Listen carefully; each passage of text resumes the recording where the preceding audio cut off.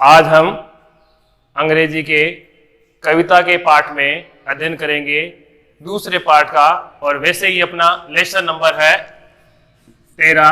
अपनी पोएट्री शुरू होती है लेसन नंबर 12 से। तो आज हम अध्ययन करेंगे इसका, जिसका नाम है बॉयज सॉन्ग। ए बॉयज सॉन्ग ये लिखा गया है W.W. गिब्सन के द्वारा। इसमें कवि अपने अभिभावना को अभिव्यक्त करते हुए कहता है कि हमें पक्षियों से प्रेम करना चाहिए। वो दो प्रकार के पक्षी इसमें दिखाता है, ईगल और एक blue tit.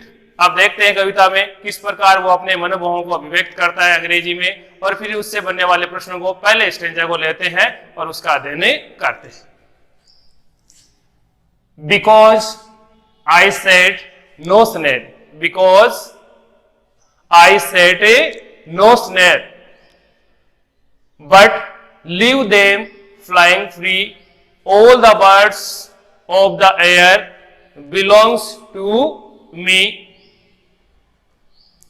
Because I set no snare, मैं जाल इसलिए नहीं बिछाना चाहता हूं क्योंकि हवा में उड़ने वाले जितने भी पक्षी हैं वो सारे मेरे हैं, वे सब मेरे से संबंधित है। ऐसी मनोभावना इसमें व्यक्त करता है।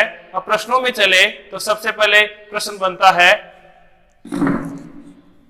क्वेश्चन नंबर 1, वही कल वाली पोएम की तरह, what is the name of poem and a poet, की कविता और कवि का नाम बताइए।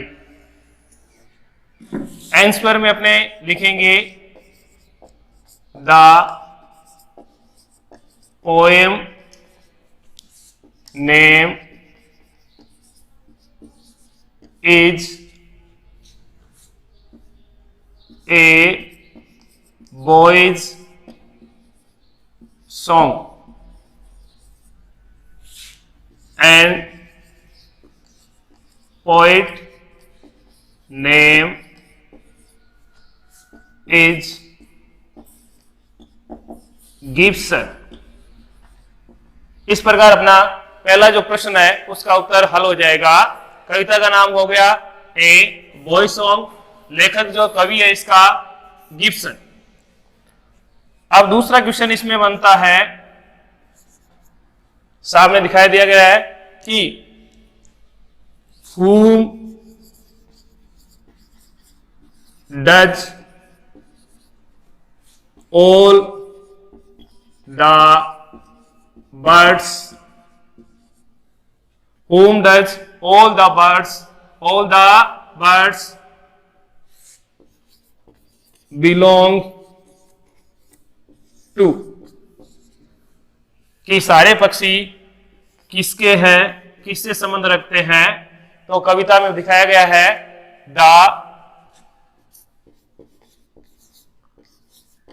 Poet, all the birds belong to the poet. फिर क्वेश्चन नंबर 3 बनता है, इसमें दिया हुआ शब्द है belong to me, whom does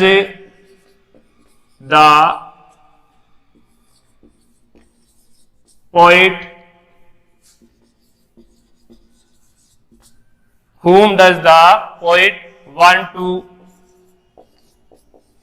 fly freely। तो एंस में हो जाएगा all the birds, all the birds. इस प्रकार पहले स्टेंजा में अपने ये तीनों प्रश्न कंप्लीट हो जाते हैं। फिर स्टेंजा नंबर 2 लेते हैं। दूसरी स्टेंजा में लिखा हुआ है from the blue tit, blue tit एक प्रकार की छोटी सी चिड़िया है जो बेर जैसे कड़वे फलों को खाती है। ऑन द स्लोई यानी पेड़ के ऊपर बैठी हुई है और एक कड़वे फल को खा रही है। To the eagle on the height uncaged they come and go for my delight. और to the eagle on the height, बाज पक्षी है वो हवा में ऊपर उड़ रहा है, वे दोनों आजाद है और स्वतंत्र रूप से आकाश में विचरण कर रहे हैं और उनको देखकर कवि डिलाइट हो जाता है, हैप्पी हो जाता है, आनंदित हो जाता है। अब इसमें हम प्रश्न बनाएंगे।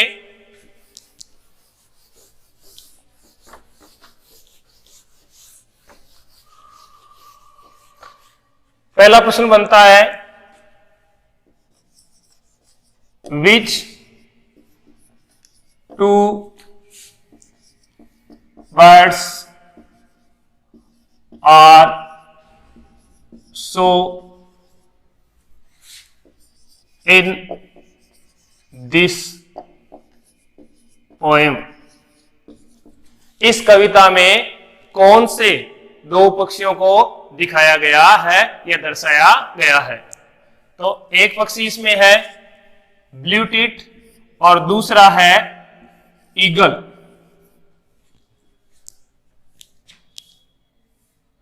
Blue tit and A eagle. आसानी से उत्तर मिल सकता है, हमें कोई परेशानी नहीं होगी, समझना है ब्लू टिट और ए ईगल। अब क्वेश्चन नंबर 2 बनता है इसमें कि from the blue tit on the shawl where does the blue tit sit. कि ब्लू टिट कहां बैठी हुई है? तो सामने दिखाया गया है on the slope. On the slope प्रश्न में से जोड़ देते हैं the blue tit sits. Does को हटाएंगे तो आ जाएगा सीट्स ऑन द स्लोप।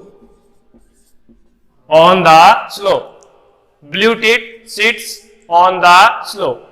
अब क्वेश्चन नंबर अपना 3 बनता है why does the poet become happy. कवि प्रसन्न क्यों हो जाता है? When he sees the birds flying freely। कि जब वो पक्षियों को स्वतंत्र रूप से विचरण करते हुए देखता है तो वो प्रसन्न हो जाता है, खुश हो जाता है। अब इसमें चौथा प्रश्न बनता है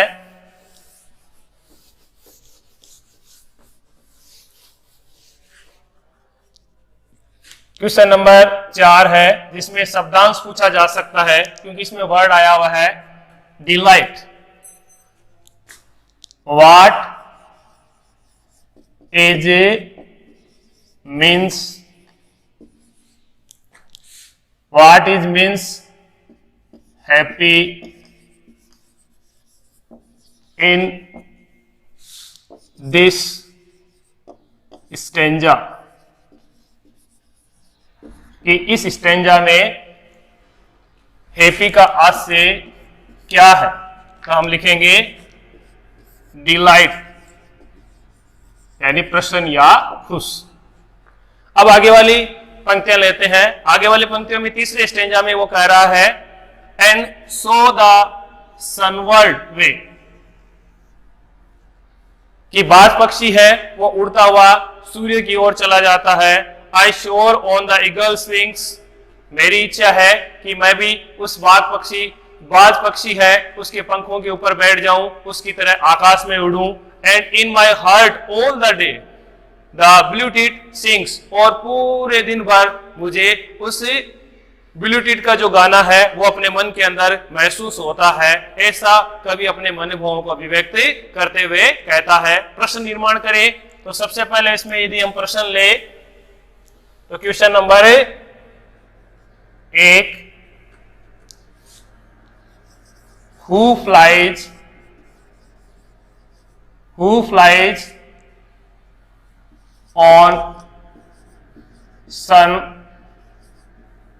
on a sunward way, कि सूर्य की तरफ कौन उड़ता है?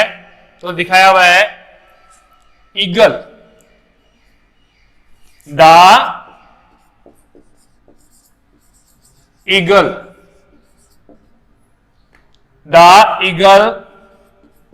flies on sunward way।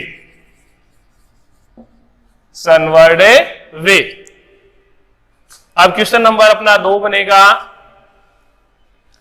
What does the poet feel all the day? What does the poet feel all the day? कवि दिन भर क्या महसूस करता है?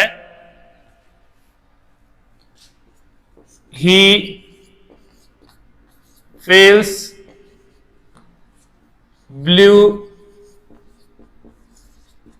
tit, यहां से उत्तर हो जाएगा he feels blue tit sings all the day, all the day। इस प्रकार ये अपनी जो कविता है वो पूर्ण हो जाती है। यदि हम अच्छी तरीके से इसको याद करते हुए इन प्रश्नों को अगर ढंग से पढ़ ले तो हम आसानी से बोर्ड परीक्षा में आने वाले प्रश्नों को हल कर सकते हैं।